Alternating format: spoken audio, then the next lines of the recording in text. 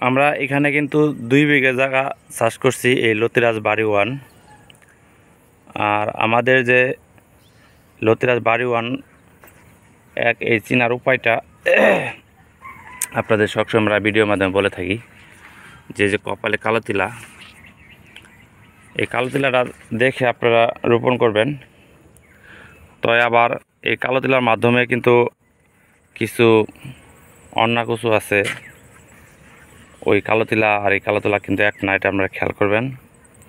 আমাদের এই পাতাটা একটু গোলাকার সাইজ, আর পাতাটা একটু কোঁকড়ানো হয়, পাতাটা সাদা, গাছটা সাদা।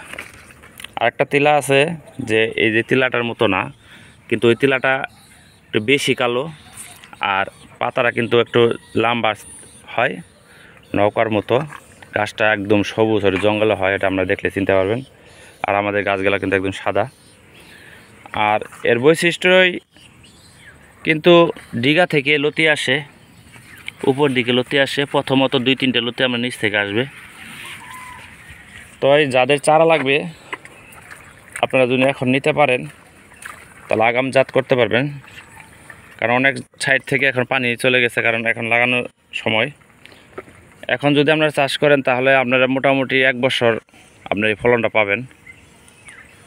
এখানে কিন্তু পর্যাপ্ত পরিমাণ আমাদের এখানে চারা বানানো আছে। এই জমিটা পুরোটা দেখতেছেন, আমরা কিন্তু চারার জন্য এই জমিটি রেডি করছি।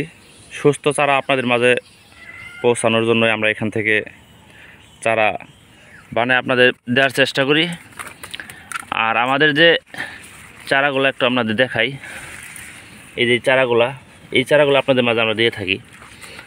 আর এই চারাগুলো কিন্তু এই যে মোটামুটি অনেক গাছে যে লতি এসে পড়ছে, এই যে চারা গাছের লতি। আর আমাদের যে মেন গাছটা আছে, এই মেন গাছের লতিগুলো আপনাদের একটু দেখানোর চেষ্টা করি। এই যেগুলো হচ্ছে আমাদের মেন গাছটা। আর এই লতিগুলো আপনারা এখন দেখেন কত লম্বা। আপনারা যদি লম্বা করেন লম্বা করতে পারেন, অথবা যদি করেন আমরা 1 হাত 1.5 হাত রেখে আমরা কাটিয়ে ফেলাতে পারেন, সমস্যা নেই। কিন্তু অনেকটা লম্বা হয় এই লতিগুলা। তো আপনাকে একটু আমি লতিগুলো একটু ঘোরাই দেখানোর চেষ্টা করি। এই প্রতিটা গাছে কিন্তু এইভাবে লতি আসে, কিন্তু আমি কিন্তু অনেকটা চারা বানাইছি, যার কারণে আমার জমিতে একটু মানে দেখানো অসুবিধা হইতেছে আপনাদের।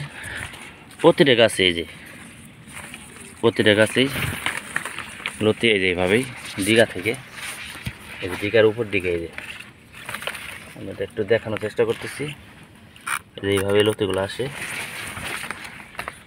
তাই ভিডিওটা বেশি একটা বড় করব না, আমি আজকে এখান থেকে কিছু লতি উঠাবো। তো আমাদের এখানে পর্যাপ্ত পরিমাণ চারা আছে। আপনাদের যদি চারা লাগে আমার স্ক্রিনে নাম্বার দেওয়া থাকবে, এই নাম্বারে সরাসরি যোগাযোগ করে আমার প্রজেক্টে এসে প্রজেক্ট দেখে আমরা সরাসরি চারা সংগ্রহ করতে পারবেন।